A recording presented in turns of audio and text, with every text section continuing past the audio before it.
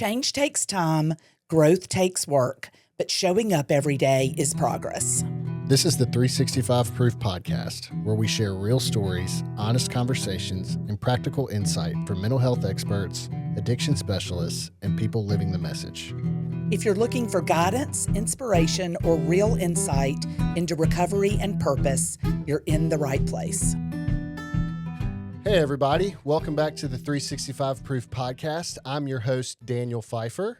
And I'm Courtney Milan, the co-host. And today we are very excited to have two special guests in the studio with us. We are with Catherine and Cindy from the Dash Group. Welcome, you guys. Thanks. Welcome. Thanks We're for having us. Yeah, so we have been working, well, I should say the Dash Group has been working with Defining Wellness for the last 2 years since we've been acquired, and I have had a personal front row seat to see some of the work and development that they've helped us with along the way, and it's been transformational for our business and our organization. So the Dash Group is a business with two women who are a force to be reckoned with. They have over 65 years of experience with leadership development, organizational health and structure, as well as executive coaching. And my experience with them has been that they came in, they analyzed and assessed us, and they said, hey, what have you guys been doing? What's not working? How can we get you to a place where things are working? What are some things that we haven't been doing that maybe we can? And it's been really fun, and they've helped us tremendously, and I'm happy to call them friends now. So guys, really appreciate y'all coming in. Welcome, ladies. Thank you. Yeah. Thank you. So we'll get right into it. Let's talk about the origin of the Dash Group. And if y'all even want to go back as far as the friendship that started between you two before you became business partners. All right, we long can do ago and far away. Yeah. Why don't you start with the friendship and I'll talk about the origin? Okay, so when my oldest Chase, who's now 27, when he was 3, Catherine was in town because she had written a book called Regret-Free Parenting that my friends and I read almost like the Bible, and there was so much wisdom, and she was in doing a speaking event, and we went, and I'm that person that always has to go meet the speaker. And so we kind of got to know each other a little, and then our paths just kept crossing, kind of in that, well, you were doing parenting stuff. I needed a lot of help, still do. And We all do, Cindy. We all do. yeah. And so our paths just kept crossing, and then eventually Catherine was moving to Atlanta. We reconnected, and she was crazy enough to ask me to go to work with her, and we've been joined at the hip ever since. Yeah. That's incredible. So in my careers, my first 20 plus years, I won't go into too many more details about the age part, but Yesterday. I specialized in parenting. That was my area of specialty. And then the opportunity came because I was a therapist to actually translate those skills. And I went back to school to become an executive coach, and I went corporate. So in 2005, I created the Dash organization and the Dash Group now, and to take relational things to the corporate world, because no matter where you go, it's about relationships. Right. It's about connection. It's about people. It's about people. So started the company then, and that dash means that little space between the day you're born and the day you die. And the real question for me when I was going into companies was, what's the legacy that you want to leave? What difference do you want to make? Because as a leader, you can have an incredible impact. The question is, are you going to be intentional with that impact? Is it going to be something that people are going, I'm so glad I had that person in my life? Or is it like, I can't wait to get rid of that person, right? And we've all in business have come across leaders who land on both sides of that aisle. But if you want a healthy company to really be successful and to maximize its impact, you want to be able to create that environment. And so that was the heart of why I did what I did back in June of 2005, was to start the company. So we celebrated our 20 years this year. Wow. That's incredible. So it's been a lot of fun. We've met incredible people, and feel really fortunate to have had a chance to be a part of so many people's lives, in this kind of way. So thinking about that has me I have this vision of you when you first started, and and knowing you now for the last 2 years. Yep. When you walked into that first business, I mean, I can just see you walking in there and being like, this is what's going on. This is what, Well, tell me about that. Oh my goodness. here was the really crazy story is that my first company was a Fortune 200 company. Wow. So you got started. You I started off hot. I started off hot. Came in hot. And what was the real funny part of it is that I had never done a 360 before. All right. Mm. And I get the call from the CEO of this $7 billion company and says, would you come in and assess my leadership team? And would you do a 360 on them? And I said, absolutely. So a 360 is completely turning around. Right. Yeah. A 360 is where you interview the people above, side, and below to get a complete picture of how someone leads. Mm. So when I said, absolutely, I'll be happy to do that, I hung up the phone and I went over and looked and said, what is a 360? Right. Could you even Google that back then? I didn't know what it was. Yeah. Right. So I'm like, okay, of course I can do this because I mean, as a therapist, you interview people all the time. So Exactly. the question wasn't whether I could do it. The question is I needed to create the structure in which to do that. So in that first situation, he had 9 people on his team, including himself. And it was a really dark situation. I'm just Wow. going to leave it at that. It was a dark situation. And so I delivered the very tough news, Mhm. right? And he said in his 40-year career, he said this was the toughest interview, like the toughest result he had ever gotten. And he walked into that board meeting and submitted his resignation because his team were so bad. Mm. And he said, and they said, we don't want your resignation. We want you to fix it. Wow. I stayed 6.5 years Wow. with the company, and his values became the values of the organization. He took hold of the mantle of that company and said, I came here to make a difference and to leave it in better shape than how I found it. So we're going to do whatever needs to be done in order to make that happen. And it was worldwide. I mean, he had Global. It was It's global. global. Mhm. And so he was such a man of integrity and character, and it was a privilege to be able to work with him. And I learned so much. But people were very scared of me, and I had no idea why. Why people are so scared of me? But people were really frightened of me. And he actually asked the question. He said, "Do you ever worry about getting hit, like knocked off?" And I'm like, "Well, I hadn't until today." Yeah. Now, Now I now that am. you say that, Now that Yes. you bring it up, you know. And he was like, no, he said, people get really frightened when their reputation is on the line. And I said, people have a choice to do with whatever information they learn. If they get information that say, I am not doing well, they have an opportunity to make a difference. And it's going to be up to them whether they choose to do something with it or they choose not to. And I would say that on some of his team, they chose to do something with it and turn things around. And then there were others who chose not to, and they left. right? the so- fear of change. Yeah. It was the fear of Yeah. not having the power and the control Right. to keep doing what they'd always done, but they realized it wasn't going to work there anymore, and they Mm. had to make a decision.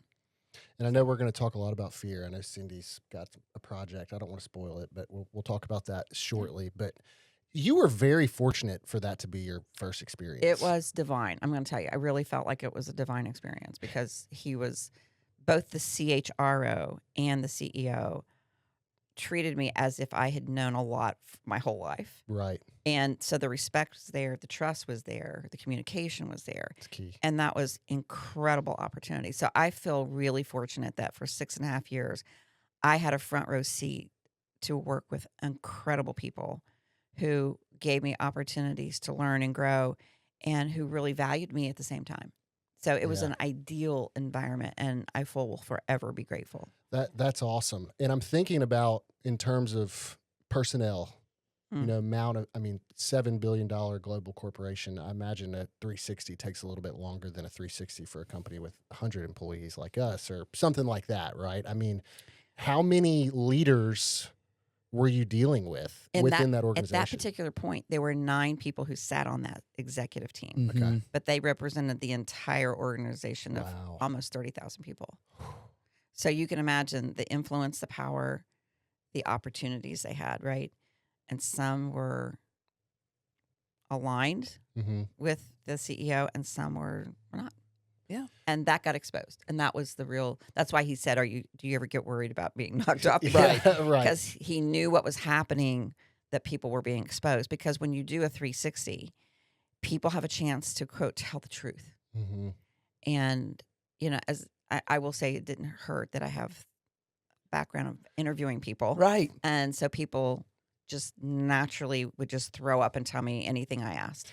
And they were ready to talk because they were tired of the dysfunction. So We talked about that yesterday too, in terms of dealing with people where you may have to meet them where they are, their anxiety, things like that. And I said, well, fortunately, I've been talking with families and loved ones and about addiction and getting into treatment for a while, so I feel like I'm prepared. I mean, Yeah. right. So that's the psychotherapy and you being an LCSW really benefited you. It was a real advantage for me when I started because, like I said, to switch career paths completely. But what was interesting when I was in graduate school, and this was many, many, many years ago, at the university I was attending, they did not have a track on industrial psychology. So that's why I went the LCSW route because they actually had an angle of business in that broad training. And so, but my goal when I was in my early 20s was to be an industrial psychologist. So I went into the parenting route, but when that door opened and I was invited to come into it, I didn't pursue it.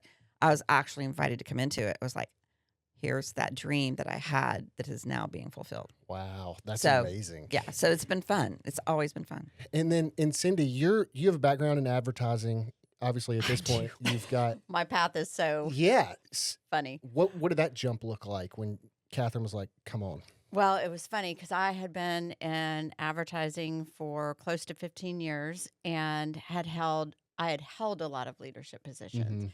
And I went home actually for 13 years to raise kids. And I had, because I have a hard time sitting still, I had run like their foundation at their elementary school. I had led Bible studies. Like You were busy. I kept doing things. And I'd gotten to the point where my youngest was, getting older and I was just itchy. And Catherine was like, well, Cindy, why don't you get a coach? And, the more I learned about coaching, because I didn't know anything about it, I was like, I can't believe this is a real job. Like, this is fun. A life coach? And so I went back to school to get certified in coaching. And then you asked, if I would like to join you. And so for me, it was kind of the intersection of the leadership work I had done and this new found coaching. And so it kind of, I've always been interested in, my family will tell you, I'm always looking at how could we do that better? How could we reach our potential? And I'm always wanting to pull that out of people. So it was sort of a perfect intersection for me. Right. And super fun. I've learned so much. And since then, you guys have worked with major organizations like the CDC. I mean, y'all have done some pretty cool stuff. And y'all are consulting with the CDC during all the COVID stuff, correct? Yeah. We started We're still actually there. the summer before in 2019, walked all the way through COVID, and we're still there. What was that like? It was a ride. It was a I ride. bet. It was a ride. I can't imagine. Well, you can crazy. just imagine the stress that they were under. Right. Right. And whether you agree with it or you don't agree with it, the fact is these people were serving and sacrificing their well-being to serve the public. 100%. And therefore, you could see the stress and you could feel it. I think the thing that I really learned the most, and Catherine and I talk about this a lot because we interview people all the time, and we'll hear one side of a story, and it seems so certain with data points and all that, and then you hear the other side of the story, and almost always, well, I will say always, I'm like, oh. And so walking with the CDC, because we were coaching people that served on the COVID task force and kind of saw how all that worked. And then you could see what you saw on television and we would know what the other side of that was. And it was fascinating. And they were not the same. Yeah. I know we could sit here and talk about that for 2 hours. That's an unbelievable experience. Yeah, Yeah. it really was. And you're still there. It's on the other side. Wow. And there's just really good people who work there. I mean, Yeah, the people on the inside were we want to be in the Peace Corps, go change the world, wide-eyed. Right. That's why we're here. They serve others. They That's do. it. That was Wow. a servant Mhm. mentality of really caring for people. Yeah. Right. They're in a And government system. They're in a which, government system. Where Catherine and I are, we know the importance of organizational health, because the healthier an organization is, it becomes a multiplier of all the talent in it. Where dysfunction works against all the talent. And so what's fascinating is, being a public health organization, or, really any organization, when you see the dysfunction, a lot of times just in the systems that they have to operate in, it just, it works against everything that you're trying to do. And we're pretty passionate about getting places healthy, Right. Because then there really is no ceiling on, you can take it. We have seen, one of the things we love is we do a lot of the same work, but we've done it in every kind of industry you can imagine, which is fun because we're always learning. Yeah. And we have literally seen a company that we love fondly that we refer to as the island of misfit toys. But when you can take a bunch of misfit toys on an island and, teach them how to lead and get them really healthy, meaning that there's high levels of trust. So that becomes an accelerator for everything. The communication is fantastic. They're really committed. They can have really healthy conflict and debate hard things, so they come up with great solutions. There's no ceiling on them, and they will always have a competitive advantage over whoever their largest competitors in the marketplace are. Oh, God. Trust and communication, I think. I mean, at least from where we were when you guys got here, that's just, we needed that badly. Not to say that we didn't have it on some level, but I think that you guys really helped us kind of get to that place where we could communicate with each other, whether difficult or pleasant, and at the end of the day, know that we're trying to help each other out here. Yeah, well, and one of the difficulties, I will say a little bit with what Catherine and I do, is it's a lot of intangibles, and it's a lot of things that, are sometimes referred to as soft skills, or wouldn't it be sweet if we all trusted each other? And we're like, there are hard business implications to trust. And, we talk about if I had to make a large purchase in something a few months back, that for us, we have a small company, it, was pretty large. And I told Catherine about it afterwards. And because we trust each other with our lives, and, but imagine if we didn't have that trust. Cindy, how many quotes did you get? How do you know right now is the right time? Like, everything starts slowing down. And, even if you've got levels of trust where you may have to have a hard conversation. In fact, that's really the only way you can have them, because everybody comes in knowing, we don't have to be right. We want to get it right. Everybody's intent in the room is to help. Catherine and I laugh that, we have such levels of trust that at least half of our jobs, sometimes for me, it's a little bit more, is, to save each other from ourselves. And so sometimes, Catherine will lovingly and respectfully, say, not like, have you lost your mind, but Right. maybe we should take a step Are we back. losing our mind? Should we look at this again, or, whatever it is. But because that trust is there, I'm always open and want to be a learner, and, and it's great. Not only that, but sometimes you may not fully appreciate what trust does for you, but you sure as heck feel it when you go in a place and it's not there. And that brings me to this question. And I feel like, I hope this is a good question. I feel like it's a good question. Y'all come in, and whether you like it or not, people don't trust you as soon as you walk in. Absolutely. Oh, not at all. So what does that process look like? I mean, you spend time with, for us, I know what it looks like for us in our case. So let me give you this is a quick story. We had a client out of New Hampshire, and we went every month, and it was our very first time there. And so right before we walk in, they said, okay, now there's like going to be 20 people in the room. And so we walk in, and it's a dark room, and everybody's sitting around this huge table. And so we sit down, and you could hear a pin drop. They were like serious. They were scared. They were like, the walls were up. They were like not going to let us in. So we left, and we go, oh yeah, this is going to be fun, right? Because we know they are like dug in. No one's getting in. Right.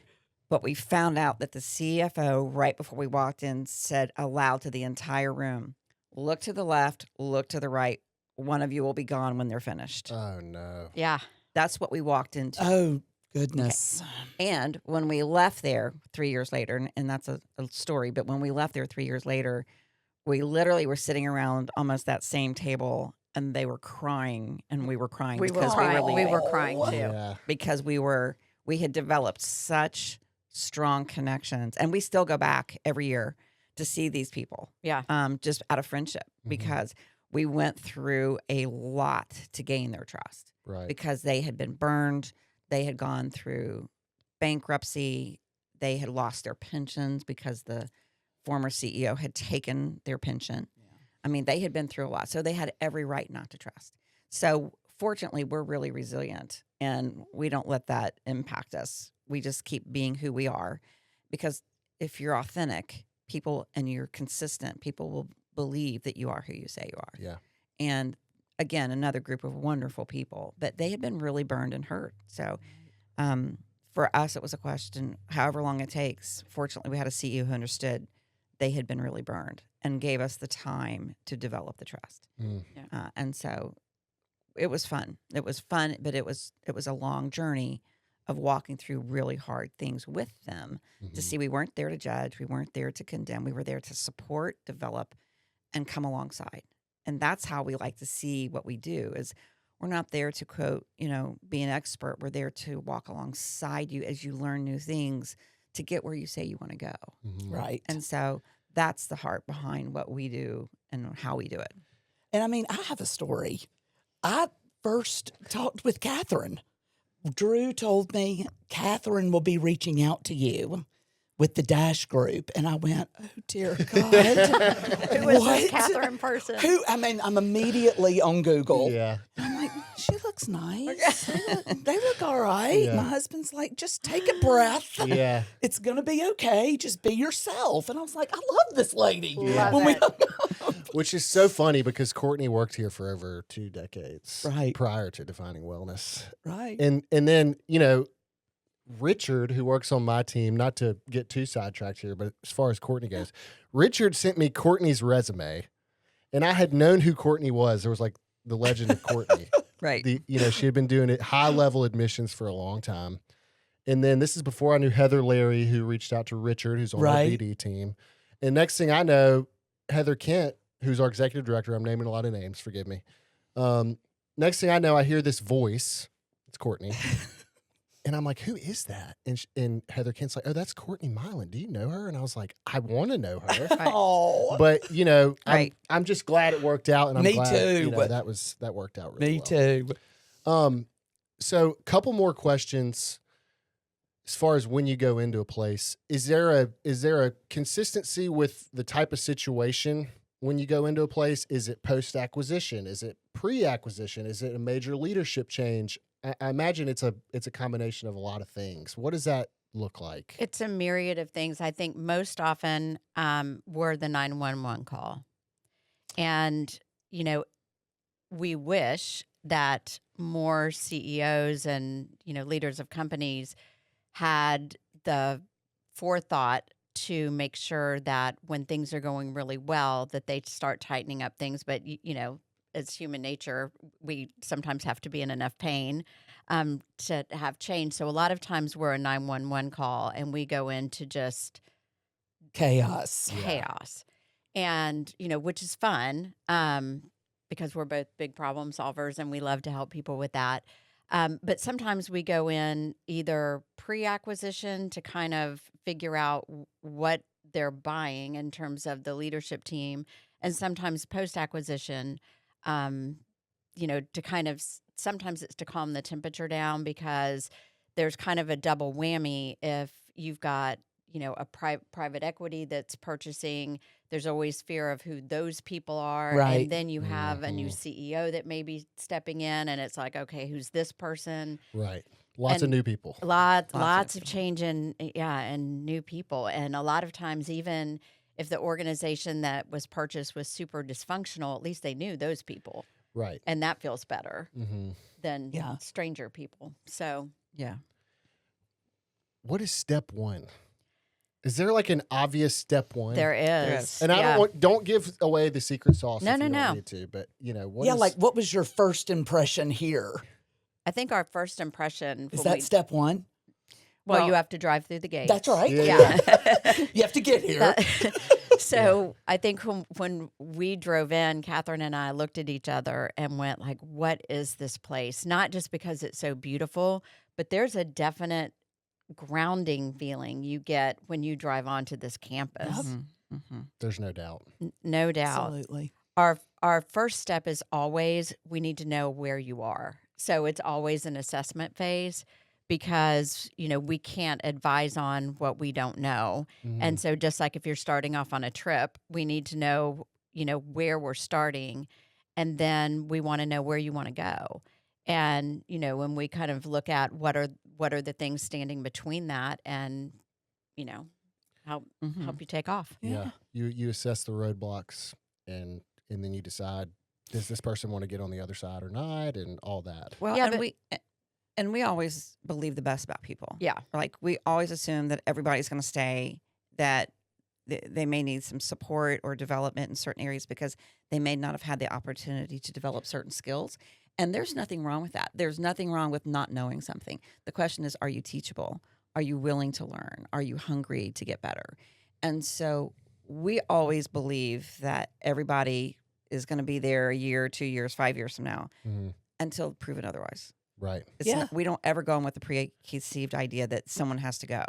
So that's how. That's healthy. Yeah. Well, I think we've Yeah. learned our lesson. There have been early on. There were a couple of people that we thought, and one I remember. This was me learning. I went to the CEO. I was like, I just don't think. And he said, that's why I hired you. Get in there. Yeah. And I was like, oh, okay. And Yeah. and thankfully, this person turned out to be successful. But I think, when we talk about leadership development, it's like, what are we even saying? What does Right. that mean? Right. And, most people haven't had a lot of training in leadership. And I like to say, it's like, Daniel, if I told you, you were going to be business development and an accountant, but I wasn't going to send you to accounting school, good luck. Yeah. And because leadership is a completely different job than whatever the technical thing is that you call yourself. And, we've done a lot of work in manufacturing, and I've sat with a lot of COOs who came up through engineering, and they were fantastic engineers. But the skill set to lead people and motivate and develop people is on the opposite end of the continuum from technical engineering. So there's a huge learning curve. You can't just engineer better or Right. It's Right. not just a Engineer mentoring. people. Right. It doesn't work like that. Well, my experience, because for the longest time, like when I got here, it was just me and I was knocking on all the doors. Yeah. Right. Which I was pretty good at. Yeah. Killing it. And then Killing it. But then it's like, all right, now you need to build a team. Well, that's a different Yeah. a different Whole monster. different thing. So it's like, There you go. okay, can I teach people how to do this? All the you start to, you get the imposter syndrome that we all Yeah, have, yeah. and you start to question, okay, I think I can do that. And luckily, I had some people help me. I think one thing that I love that y'all have done for us that I know y'all do probably everywhere else is the individualized coaching. Mhm. Because there are people at a lot of organizations out there, even friends of mine who work with colleagues that work at other places, they're yearning for development. And I think not really, I don't think it depends on someone's age, but I know a lot of younger people are really yearning for that. And at least in this industry, it's kind of, a lot of people are getting thrown to the wolves, at least from Yep. a business Right. development standpoint. So to be able to develop in any form or fashion, number one, it makes them feel important. Number two, it shows that you care. And if they're teachable, it can be extremely helpful. And it also, I think, reveals a CEO who has a vision to really invest in his people, right? Right. And you do have one. You have somebody who cares about the team that he has Absolutely. and wants y'all to have what you need in order to take it to the next level. Right. So he, I think, has been very supportive of what do they need in order for us to help them become all that they can be. Right. And I don't want to speak for Drew, but I know that he has done a lot of work with y'all Mm-hmm. individually himself, which I think is the best. Yeah. The fact that we have a leader who's willing to do that individual work and realize, hey, maybe I have some blind spots. Maybe there's some places I could improve in. You know, I mean, we all know he's really smart, very smart. Right. But the fact that he's willing to deflate his ego a little bit to let you two or whoever it is help him it sets the tone Yeah, it does. for the rest Yes, of the it crew. does. Well, and that one of the examples, you know, I love that it was so important that his first day here that we were standing by his side because he wanted to show how important people were. But Drew also, you know, he is one of our very favorite people to work with. Mhm. And one of the things that he understands, and I think he's done a great job of modeling for his team, is that there's never a ring the bell moment with leadership. Because no matter how much growth you've done, how much work you've done, your circumstances they're not stagnant.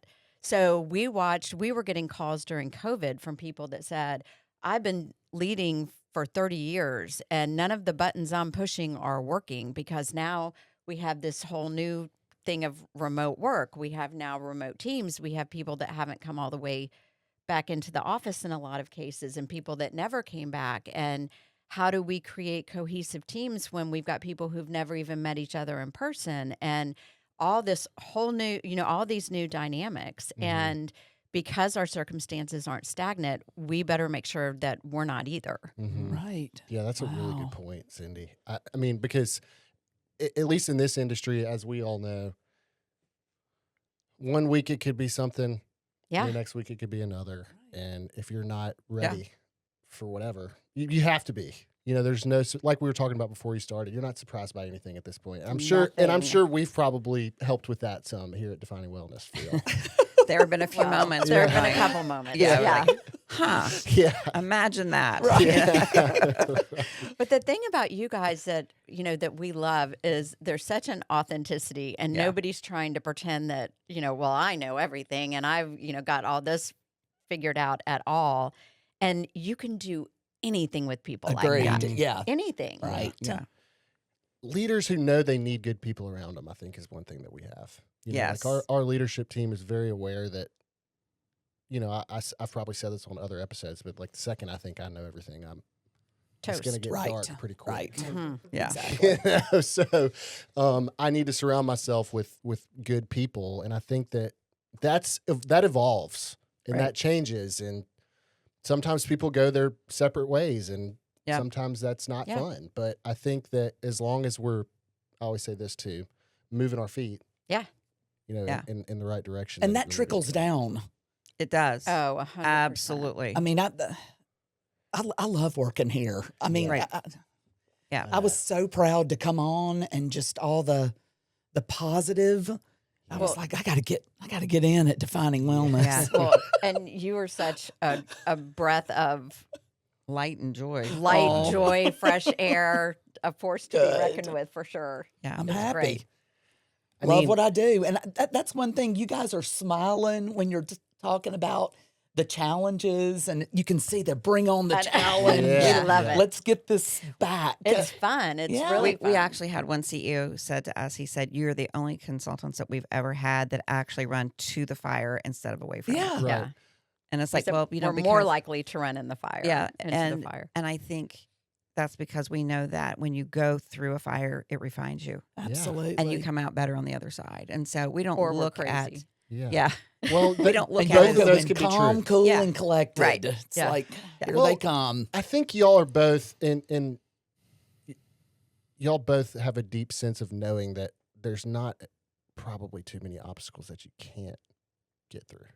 You know, I mean, with 30 years, 35 years of experience and 30 years of experience, like, you know that, all right, we've seen a lot. We're going to see some things we've never seen before, but we know that if we put our heads together and we're surrounded by people who are willing to work with us, that Yeah. there's a very high probability Yeah. that we're going to get on the other side of this thing. Yeah. There is or we'll die trying. Yeah. Right. Right. Right. It certainly will passion not be is there. for not Yeah. trying. Right. For sure. Well, you know, I think we've covered a lot of the Dash Group stuff. I mean, one thing I do want to bring up is the assessment process. Yeah. which we use here for new employees, current employees. You know, when y'all came in and I first did my assessment, I was like, What is what the this? Right. but I sat down, I think I sat down with you You did. in the art room, and then we went through it, and it told me about myself in good ways and in not so good ways. But the way it was set up was to show that those not so good ways were opportunities to get better, which me being me was hard to get to that point, but it was really beneficial and helpful. And we were even talking about emotional intelligence. You know, I'll chime in, Danny over here, but you know, he went to an emotional intelligence conference, and I'm like, well, I'm sure that's nice. something we'll talk about today. So talk about the assessments and the track record, because I know the data, and as y'all work with organizations, private equity firms, business owners, Yeah. they want to see data. Talk about some of that data with your assessment process and some of the success you've seen from it and the ability to make certain decisions because of those assessments. Can I just, I want to tell a quick story and then you can No, answer take it, sister. all the stuff. Every time we have done an assessment here and it came back and it was not good, Mm-hmm. and someone has said, oh, it'll be fine, they interviewed well, and they would go ahead and hire them.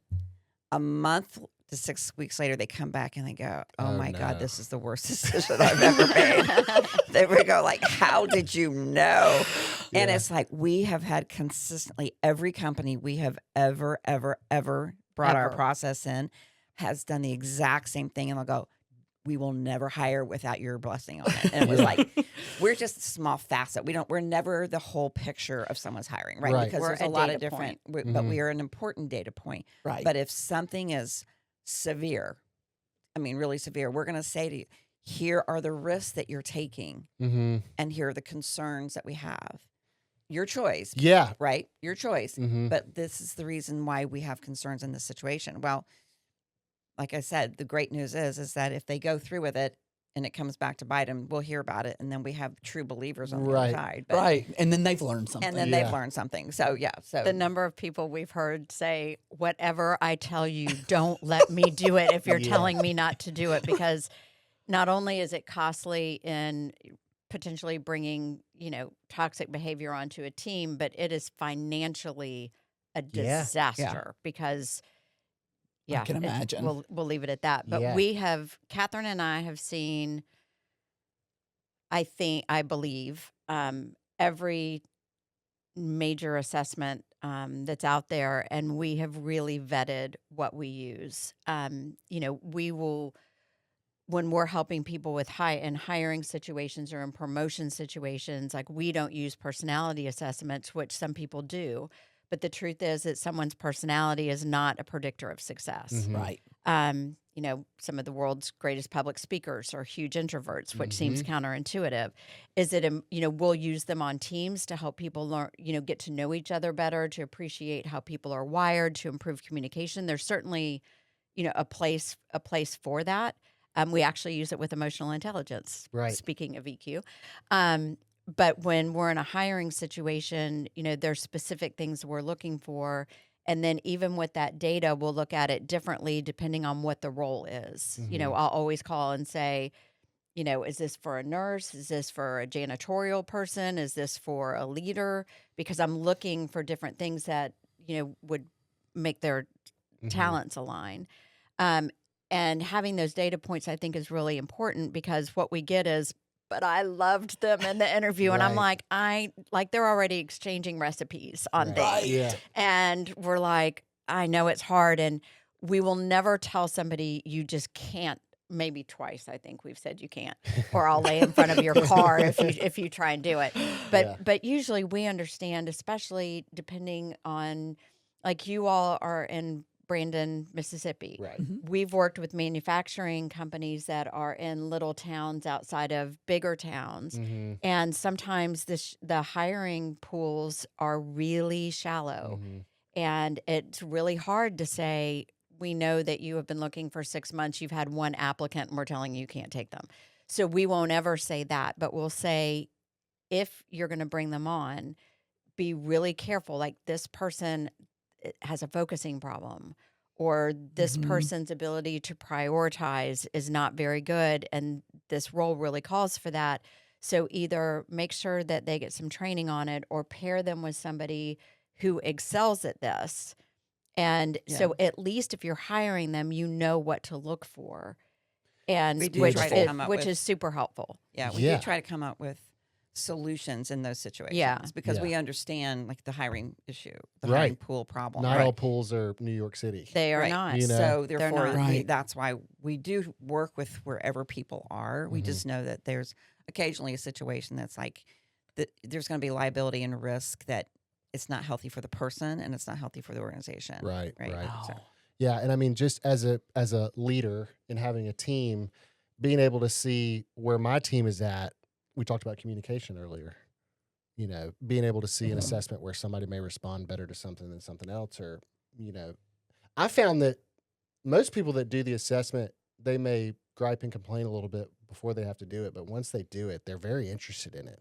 And then they want their spouse to do one. Right. Or, they want, they want their best friend to do it because they're like, ooh, it's like what is it, the Enneagram? Yeah. It's like, ooh, you're a 9. Right. You're definitely a 3. Right. Stuff like that. People, I mean, it's fascinating and it's accurate. well, here's the thing, right? Of all the assessments that are out there, this one has the highest degree of accuracy. And it's going to remain nameless, okay? But Absolutely. it has the highest degree of accuracy of any of the assessments that are out there. Oh. And it was the only one whose science was nominated for a Nobel Prize. And you cannot game it. And it cannot be gamed. All the other assessments, you can actually go online and find out how to, quote, game it. This one, you cannot game. Anywhere in the world, it cannot be gamed. Well, the person who did the algorithm for it was the mathematician that worked with Einstein on his theory of relativity. And the scientist who developed the science behind it was nominated. His work was nominated for a Nobel Prize. So, 2 underachievers. Yeah. And people look at us because it's the crazy. I mean, y'all we taking took it. The first time I took it, I was like, Catherine, this is the weirdest thing I've ever seen. And what are you ever going to see from this? And we hear that. Every single time. Wow. And y'all have made mention before, you can figure out who's trying to game it also, right? Oh, because Based on Won't the it tell results. you? No, but their scores.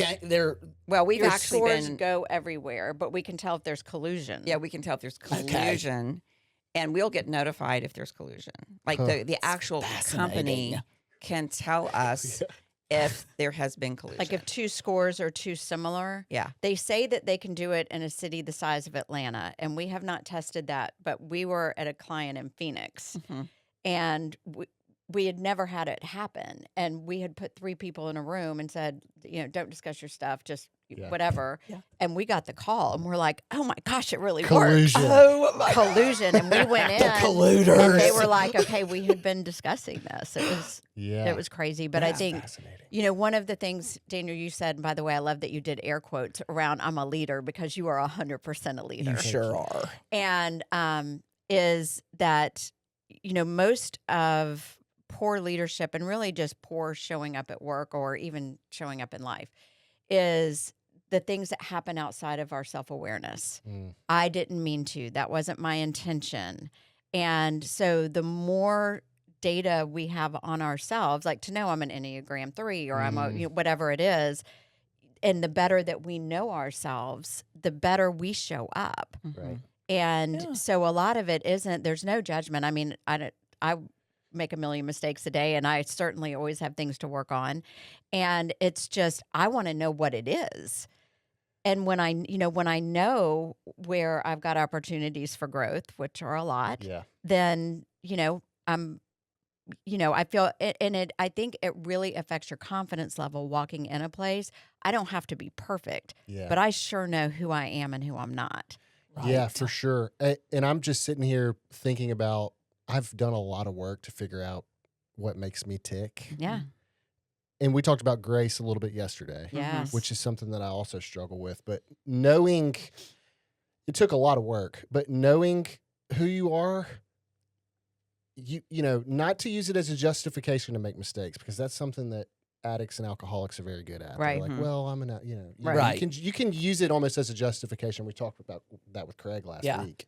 But knowing who you are and kind of what makes you tick gives you the ability to, when you make a mistake, if you've done the work, you have the tools to say, hey, I was being a butthole. Yeah, that wasn't or good. whatever the case may be, But the key for me is not to use that as a justification and be like, well, Right. Well, yeah, we'll ruin it for you. Because, Yeah, right. Because we'll say once you're aware of it, you're responsible Yes, for it. for sure. No doubt about it. Absolutely. Because we've had people with different personality types say, well, I'm just the driver. And we're like, well, that's great, but you're making everybody miserable. So what are you going to do with that? For sure. It's not, to your point, it's not an excuse. And I think, this is the first behavioral health organization that y'all have done any work with, correct? Or at least at this level of care? Or Yeah. no? Well, Catherine is behavioral health. Well, yeah, I guess maybe I For should. me, maybe yes. I should. Yeah. Maybe I should In get this a little way. more. In this way. Yes. As the dash group. Right. And a lot of people that work in this industry and at our facility are in recovery, and we are very good at running away from ourselves. Yes. So I think that I would challenge everybody on our team to be open. I think everyone's probably done the assessment at this point, but it's helpful. And it's not something you haven't done before. If you've done the work, you've been forced to take a look at yourself if you've done the work in recovery. And and I think that grace is the key with that for sure. Completely, because we are all a work in process, always, and we all need to give ourselves the same grace we would give other people. Right. We typically don't. We're typically really hard on ourselves, and we are kinder towards others.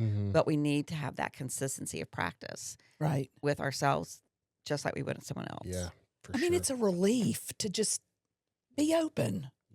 Yeah. You don't have to, and to keep it honest and real. Right. And I can do hard things and hear hard things and walk through it. And I don't know if it's age or just self-awareness, but it's just easier. It's probably a lot of Both. But I'll Yeah. tell you, one of the things I was thinking back to what you said about how did we feel when we first came here, and this might make me cry, hopefully not. We cry. We cry in here. Is when I look at the clients that are here and the staff that's all in recovery, I think they are the most courageous people in the world. And so to see, it'll make me cry. And so to see that, part of my heart is, to see what they're believing about themselves. Right. Like, I look at them and think, like, I was about to say a bad word, like, You can say it. okay, We're you're just DW. You're just a badass. Yeah. And right, Yeah. some things are melting off the wall. Yeah. Here we go. And and what I see, because when Catherine and I come in and you were asking about are there people we just think we can't help. We come in and I think our filter is where their potential is. So I'm not even so much looking at where people are today as, oh, wow, what could they be? And, I tell people all the time, nobody is inspired by, I grew up in a perfect family and I made straight A's and then I was president of student government and, my hair fell perfectly every single day, even in humidity. And I mean, everybody's sound asleep.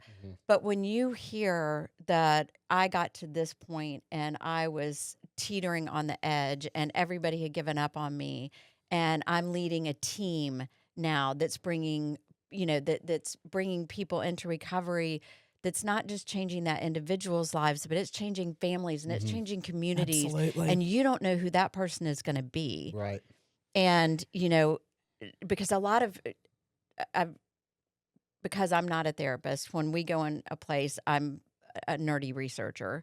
And, and seeing that there's a commonality with people who fall into addiction that are also crazy high achievers. Oh, yeah.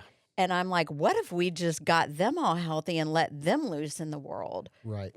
What Right. could that be? People And say that, that addicts are some of the most high achieving people. They are. If they can, get on the other side of the Right. disease. It's yeah, And do great things. and have compassion and Right. and to be able to look back at, wherever you were in college or wherever you were, when, kind of when this all started manifesting itself, and see that as that was a version of you. Mm-hmm. And how can I go love him or how can I go love her? Yeah. But that is certainly not the today version.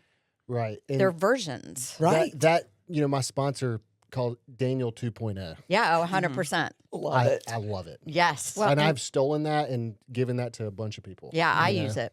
And I will tell you, when I was a therapist, and even now in coaching or in whatever role, I've always said my job is to hold the space for what I see and who you can be Mhm. until Love you that. get there yourself. Right. I'm going to hold and believe that belief for you because I can see where you're headed. Yeah. If you, and it's okay that you don't have that confidence right now, but I've got it for you and you'll get it. Mm. And I just think when we are in the healthcare profession, we have an opportunity to be light bearers for these people who Yes. need someone to really see them for who they are Mm-hmm. and all that they can be that just hasn't had a chance to blossom yet. Yeah, Wow. And that's the gift we get for sure. to be a That's part of right. that journey. And full transparency, you did that for me. Yeah.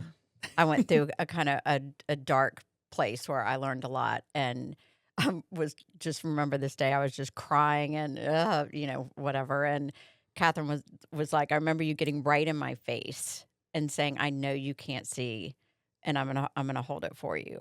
See, I can make Catherine cry talking about Yeah. this. yeah, I'm on That's the verge.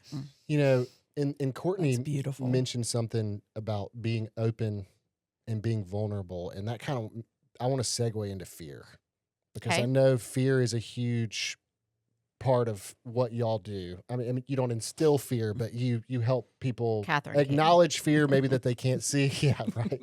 You help people acknowledge fear that maybe they can't see, and then you find that a lot of things in leadership in business and organizations, whether it be healthcare or manufacturing or whatever, a lot of decisions are driven by fear. So talk a little bit about, you go into a CEO and I imagine telling a CEO of a manufacturing company that does X amount of millions of dollars in revenue a year, who's started from the ground up, worked on the floor in machines, he's a tough guy, and you tell him that he's full of fear. What does that look like? Oh, they love that, Daniel. Yeah. They're warm and bet. accepting of it and think, gosh, I've been waiting my whole life for somebody to come tell me. Right. Yeah. No, I think, we won't talk about it that way initially. Right. What we'll look at is, and it's interesting because we worked with companies for a long time and used to say that if not the number one problem, it was the number two problem. And I do believe it's the number two problem is communication. I don't think we've ever walked in a place that had great communication ever. Mm-hmm. And that sets off a whole lack of trust, not understanding expectation, frustration, blah, blah, blah. It sets off this whole domino chain of problems. Mm-hmm. Used to think that was the biggest thing. But as we have worked with people and look at, bad decisions that are made, teams that aren't getting along together, people hoarding information, people, just everything. If you follow the thread and keep saying like, okay, where did that come from? Where did it come from? Why did that matter? You get down and they were afraid. And, it's interesting because when we were at the CDC during COVID, we saw examples of, they were terrified because they were on the national stage, world stage, and, people being afraid of, this is a group of people who lots of their physicians were graduates of Johns Hopkins or scientists. Like they're from some pedigreed schools, For sure. right? I But went to that Alabama. pressure of making the decision. Hey, hotty toddy. Right. Yeah. Woohoo! Yeah. Roll Tide. And thank you. And my daughter went to Ole Miss. And Smart girl. yeah, she did. She just graduated. Yeah. And so, and especially when we see a lot of CEOs, whether they're founder CEOs or they're classically trained CEOs, all the PE guys, they have penned their life to achievement their entire lives. So if they make a mistake, it's I am a mistake. And it cuts, it's identity cutting. And so we see people with imposter syndrome, I will tell you, I think the people without it is a much smaller percentage than the people with it, Oh, because yeah. we see the other side. And I mean, all the way up to CEO, lots. And, but they grow up with, we're all told these stories in our lives. Somebody doesn't invite us to sit at their lunch table. And we think, I'm not worthy of love and connection. Right. We get criticized, and some of it is real, and a lot of it's just stories that we made up about yeah. whatever was happening. But the problem is we believe it, and It's your truth. Yes. but it's a lie is the problem. Of course. So the thing about fear is, it's not always bad. If one of the goats here, they have these 3 adorable goats that are the stars here. Yes. If Poppy goes rogue and starts chasing you, like the fear of get out of the way is helpful. But often, we're not running away from saber-toothed Goats. or tigers or anymore. And so often, fear gets set off for emotional and psychological things. And, if we can look at fear as kind of the warning light on your dashboard, your check engine light coming on, it can be super helpful. But a lot of times it goes on and we start having fearful behavior that we don't recognize as fearful, as we're in fear. Because a lot of times you can have a scary diagnosis, or, oh my gosh, all of our clients have walked out today and we're not making any money, or we're not able to help anybody, that's obviously scared. But a lot of times we don't recognize when we're procrastinating, or we're just trying to smooth things over on a team, or, there's a lot of behavior that doesn't look like scary behavior, but it's totally driven by fear. I'm avoiding making a decision, or I'm trying, I've got a big decision at work to make, so I'm trying to get every data point I can possibly get before I'll make the decision. And I tell myself I'm just being responsible. The truth is, I'm afraid to take a step and learn and iterate, because what if I fail, and then what does that mean for me? So I think that we've seen in organizations, the biggest stumbling block to everything is fear, and it's the one thing that we all bring into a room when we come in. Nobody is immune to it. Right. Well, and I think what leaders don't understand is that when there's fear in a company, you've killed creativity and innovation. Yeah, 100%. Because they cannot exist in an atmosphere of fear. So if you really want to be cutting edge and you've got a high fear factor in your organization, you're screwed. Yeah. Bottom line. Yep. Right. And so CEOs and leaders who have awareness of their culture and awareness of where they're headed, if those two things are in conflict, good luck. Yeah. Yeah. It's going to be tough. It's going to be tough. Oh, Well, and one of, I think the most courageous thing, Catherine and I were certified in Brene Brown's work about 10 years ago. And so she had, over a year ago, I think, turned over 500,000 pieces of data, and that showed that our most accurate measure of courage is somebody's ability to be vulnerable. And most of us grow up believing vulnerability is weakness, and it is not. It is using the definition of vulnerability as risk, uncertainty, or emotional exposure. And there's no courageous act that you can take, even sitting here on a podcast, Right. that, isn't exposing, or there's some uncertainty or risk. And, we look at, how much we want certainty. And, stepping outside of your comfort zone, you're stepping out into the uncertainty. But when you see a leader that can say, we've got a problem and I have absolutely no idea what to do with it, but I've got smart people in this room, and we're going to sit down and we're going to not get up until, we have figured this out, people will follow that person all day long. But it's the people who aren't willing to be vulnerable and pretend that they've got it all together. I think people's BS meters are pretty high to know, Yeah. and we know that's one of our red flags when we go into a company. When we butt up against that, that's the only time we're not sure we can help somebody. Yeah.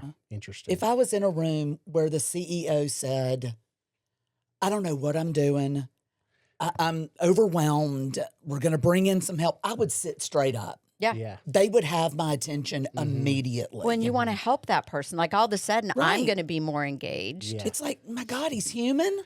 Yeah. Let's fix this. I don't Right. have the answer right Yeah. now, but we have the people we can all come up with the Well, answer. and I think sometimes what leaders don't understand is they feel like that they would look weak in that moment.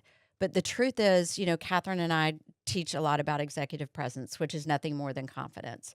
I can walk in a room if I know who I am and I'm confident that my value is not up for negotiation with anybody.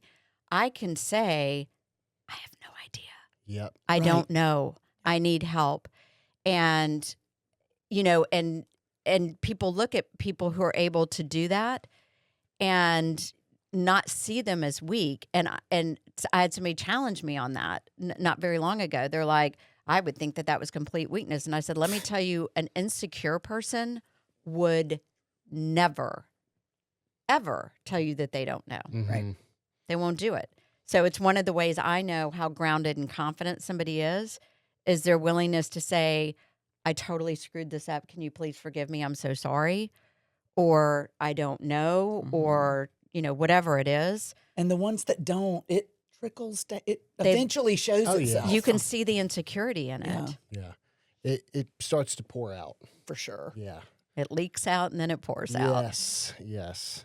So Well, what do you think of this? I think in Al-Anon I learned fear stands for false evidence appearing real. Oh, I love that. That's- Yes, that's that's That is exactly so right. Al-Anon, Isn't that cool? Courtney. Isn't it? Yes, for sure. But it Yeah. really, I mean, it's really accurate. Yeah. Well, and that's kind of the frame. So fear has a framework in your head, and it sort of is that. I mean, that's beautiful. I will steal that from Al-Anon. Thank you Yes. so much, Courtney, for showing me that. And as I started writing this book, it's called Clear the Fear, Transform Your Life, Your Work, and Your Leadership. And because in the work that we do, I've seen people put such a low bar on themselves because they can't see the potential Right. that Catherine was talking about holding. And Catherine, how many times have we heard somebody tell us, I'm just More than stars in the sky. Wow. I'm just a salesperson. I'm just a marketing person. I'm just whatever it is. And okay, I see a knowing grimace over there on your face, Mhm. Daniel. Yeah, I'm familiar with that. Yeah, and it's nothing but fear, and so that's not okay with me. That's the thing that will break my heart open because I can see it, and it's like, oh, I need you to see it too. And so I started writing, and I was having a conversation with God about this, and I said, I don't want to write a philosophical book about fear because who cares about that? I want it to be very application based, and it can help people. And in my head, almost audibly, I heard, Cindy, I'm not the author of confusion. We're going to make this clear. And I just started writing. This acronym came out, and C was catch it. So just notice when my warning light, or I call it my tells. I know what my behavior is that tells me that I'm starting to go into fear. L is label it. What is the fear? And it is not normally what you think. We were in a group of people, and they were afraid, a lot of them, that they were going to lose their jobs. And we went around the room, and I said, tell me your biggest fear. And this man said, I'm afraid I'm going to lose my job. And I said, okay, that's actually not what you're afraid of. I said, what would that mean for you? And he said, well, we would, it would impact us financially. And I said, and why is that important? And he said, it would mean I'm a bad dad and husband. Oh, yeah. I failed. And I said, well, then we go to the next level, which is E for exchange. And I said, is that actually true? Are you a bad husband and father? And he said, well, actually, no, I'm not. And I said, okay, well, what else is true? And he said, well, I've been doing this for about 30 years. I'm well connected. Like, I would be okay. Yeah. Mhm. And I said, so then we move to A, which is act anyway. So even in the fear, let's assume that you've lost your job today. What's one small step you can take? Because there's something, when we expose fear, it's anything we drag it out into the light loses its power. Right. Which is why we have to know it's happening and then know what is the thing that we're afraid of. And then fear lies. And so exchanging the lies for truth, it starts becoming dismantled and loosening its grip a little bit. And then when your brain sees you take action, it starts going, oh crap, we're losing, the fear's losing. And then you go into the last phase, which is reflect and reframe. So sometimes I'm going to take a step and it's going to be awesome. And I'm going to keep stepping in that direction. But sometimes I may, risk stepping outside what feels comfortable to me, and it could go horribly wrong.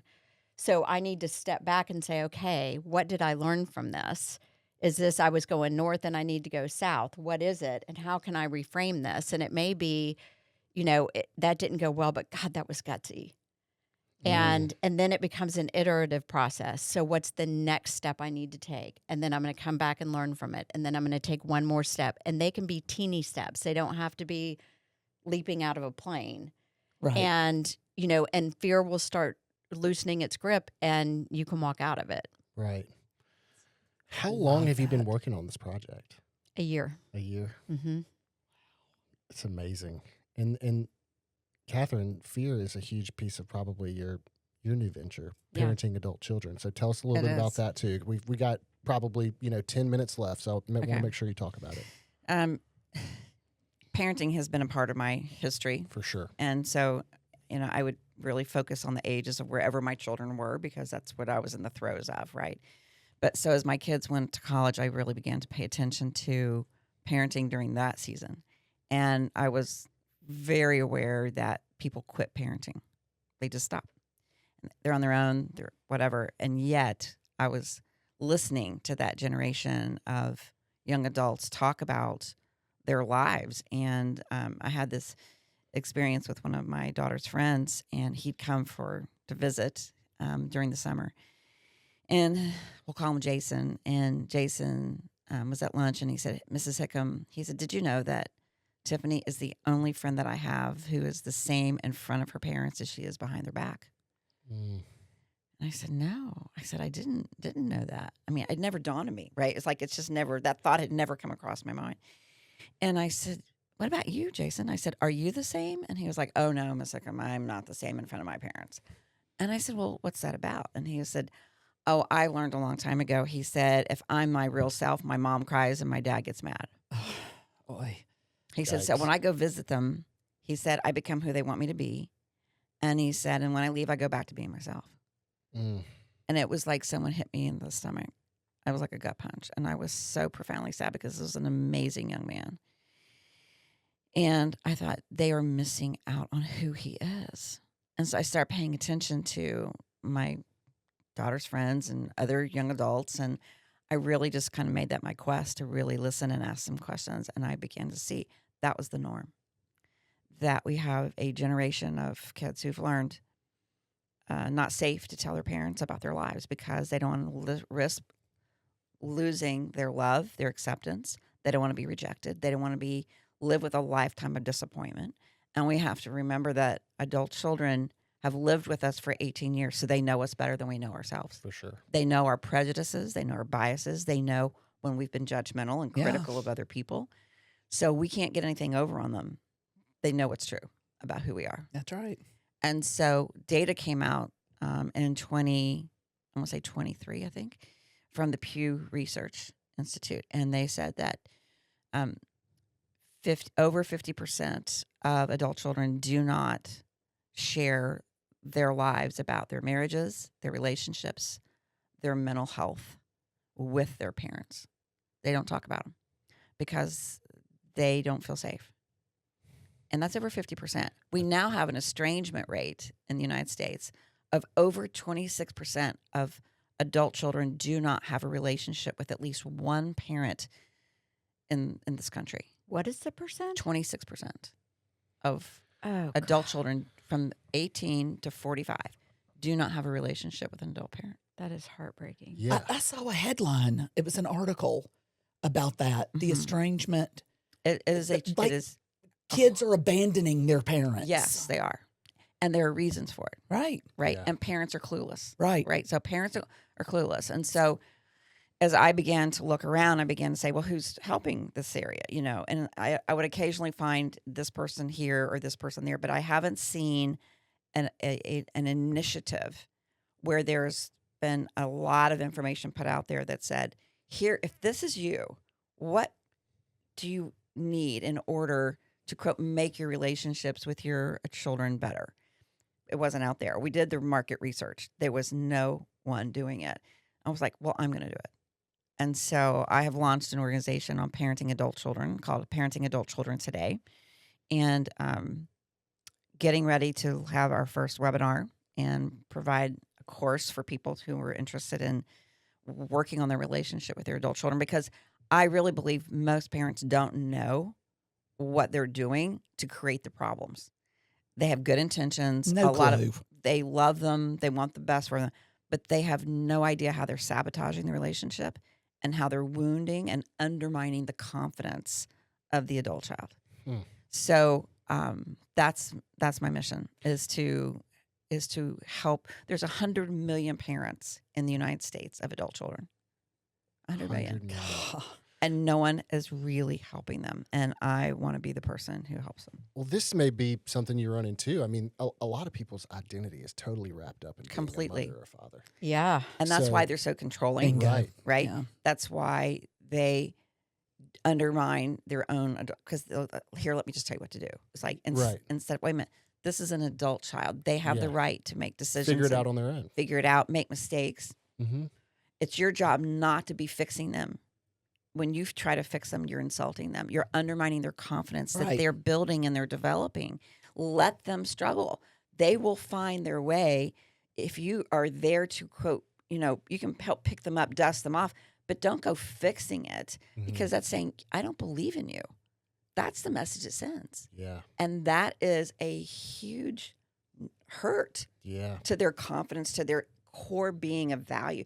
Because if your mom and dad don't believe in you, then who's going to believe in you? Exactly. Who's got your back? Who's got your back? Well, and there's a lot of shame as in a new adult child, whatever we want to call it, an 18-year-old, Right. 19-year-old kid who's, maybe that person gets out of college and they're still a little dependent on their parents. There's a lot of shame. And then there's a control factor. They feel like, well, I have to do whatever my parents want me to do because they're still taking care of me financially or, Right. I mean, there's so many things that go into that. So many things that go into it. And, I had a consult with a couple from a state on the Pacific coast. We'll just leave it like that. Okay. And they had a child who's still living at home, 3 years, played video games, never completed his treatment program because he had an addiction, couldn't keep a job. And they were like, what do we do? And I said, well, the first thing you have to ask yourself is, do you have the guts and the courage to do what needs to be What are done? you willing Yeah, to this is do? where the fear in parenting And this comes is where the in. fear in parenting comes in, right? And so I said, I laid out what I thought would be the best route for them to take. And I said, this is going to get hard. He may be sleeping in his car. Mm-hmm. He may be sleeping on the road because you've taken the keys to his car because he's not paid for the insurance. I said, Mhm. there's all kinds of possibilities.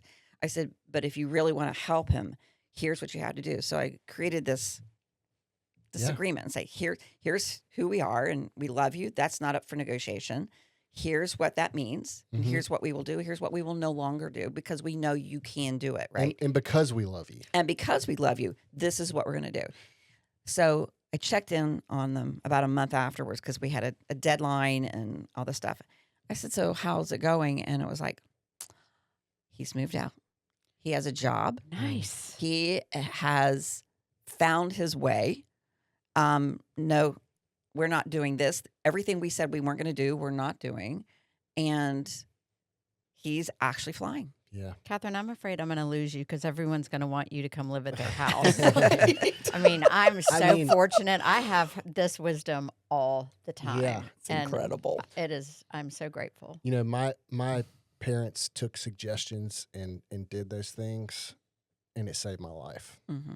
It at least catapulted me into a place where I could be successful, Yeah. whatever that looks like. And I think that's what's so hard for parents because they're always scared, they're going to like cut me off if I don't.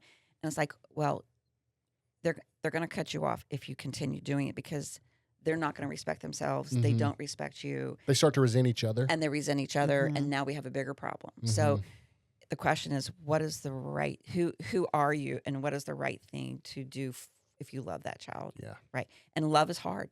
Sometimes love is really, really hard. But I think we have to, quote, empower parents to be healthy. And one of my first things is, are you doing the work you need to do on your inner work? This course that I'm going to be releasing soon it's an acronym, and P stands for pause. Do you stop and really step back, or are you reacting? And when you're stepping back, are you doing the work that you need to do to tap into what is the fear that reaction symbolizes? Because that's the fear that's driving your interaction. That's also going to cause your child, who's an adult, to revert back and act as if they're 6 or 10 or 15, because you're in the parent role. They're going to regress to the child role, and nothing good's going to come from this. Right. Right. So pause, right? And then we go into acceptance. Well, what does that mean? Right? That means there's a difference between dignity, trust, and love, which is, I'm going to love you no matter what you do, the choices that you make. And then there's reliability trust, which is your behavior's telling me if I can rely on you right now. But what's never will be up for negotiation is the fact that I am going to honor you with love in spite of all choices that you make. Children don't know that anymore. Yeah. They do not know that. They don't. And therefore, that's the reason we have what we have today culturally in so many ways. Then you go to release, which is release expectations, release control, release your dreams, right?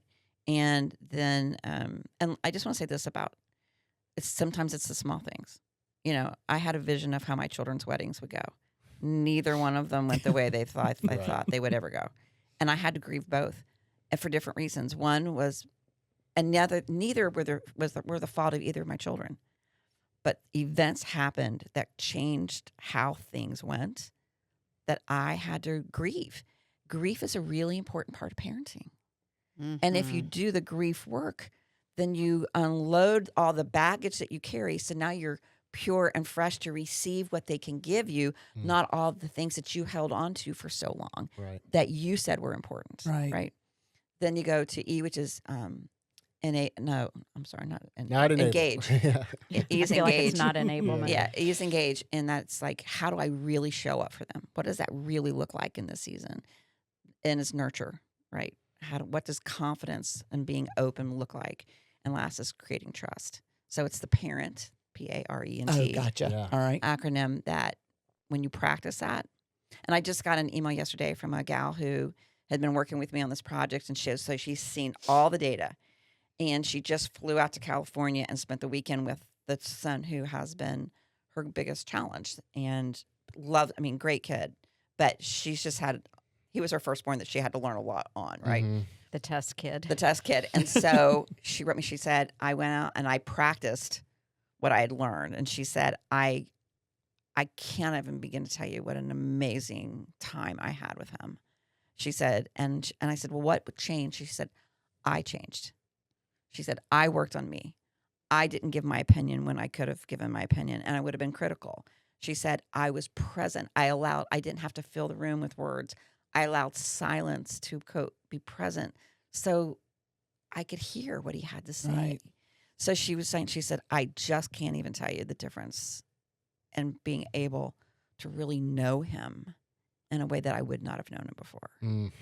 And that's what I want for parents, because it's like, we love them deeply, and we want a relationship with them that's not mucked up. Right. But we have to know how we're mucking it up. And that's what parents are really doing a lot of. They just don't know they're doing it. Right. So that's the heart, is to empower parents to be able to have the tools that they need. And it's just tweaking. It's in some self-control, but it's also some inner work and some self-awareness. I'm so grateful, because your first book came out when my kids were really little, and now this one's coming out as they're in their 20s, and it's awesome. Yeah. So whatever stages after this, please make sure you got me covered. So is this a book, or is it going to be a series? The book comes out in 26, and it's called It's Never Too Late to Be a Great Parent. Awesome. And but the course and the okay, so there'll webinar, be a course. Yeah. That's going to come out in a few weeks. Okay. We've been filming. Well, can you get us the links? Or? Yeah, I was going to ask for all of our listeners as we wrap up. I feel like we could sit here for another 4 hours if we wanted to. We can always do it. We can bring the goats in. Episode. Yeah, we should do that. It may get a little dirty in here. where can all of our listeners find stuff on Clear the Fear, parenting adult children, and all things Dash Group? I mean, I assume the website. You tell us. Go ahead. So the Dash website is www.thedashgroup.net. Okay. My website for Clear the Fear is now up finally, Awesome. which is www.clearthefear.com. Okay. And then Kath? And mine's parentingadultchildrentoday.com. Okay. Awesome. So- And y'all are on socials. Yeah, I Yeah. have Follow. Instagram, TikTok. Look at you. Tick. I know. I know. Way to go. Look at that. We got two Yeah. TikTokers in here. Yeah. So I did my first TikTok last week, and I was so I've never done it. my youngest daughter Caroline was like, I couldn't believe it. I opened up TikTok, and there you were in your car. Yeah, that's hilarious. I was like, I know It's hysterical. I'm becoming an influencer, Care, don't you know? Yeah. Duh. yeah, Duh. this was a whole new world for me. You know, like Yeah. I've almost just like. started mine, and But it is. boy, It's exciting. it is exciting because it's like the idea that there's hope. See, that's the whole thing. When they see it, I just want the hope's on the way. Yeah. Yes. Hope is on the way. Right. Support's on the way. So Well, y'all are helping organizations and now families and all the things. So, is there anything else y'all want to talk about before we wrap it up, or anything? you know, wanna say? I just want to say this.